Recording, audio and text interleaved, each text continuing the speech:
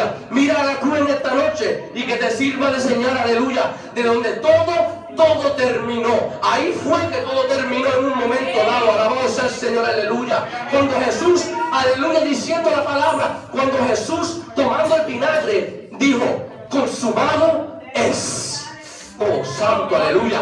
Digo, consumado es. Ahí con las manos así estiradas, alabado sea el Señor, dijo el Señor, consumado es. Y bajó la cabeza y expiró. Ahí todo terminó, alabado sea el Señor. Ahí todo se acabó, alabado sea el Señor, aleluya.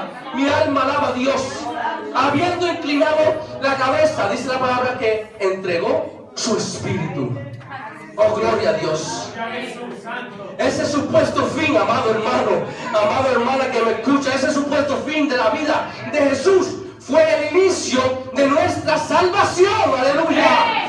Oh, gloria a Dios. Ese, aleluya, es por ese fin que hoy tú y yo podemos disfrutar de un nuevo comienzo en Cristo Jesús. Alabado sea el Señor. De modo que si alguno está en Cristo, aleluya, nueva criatura es.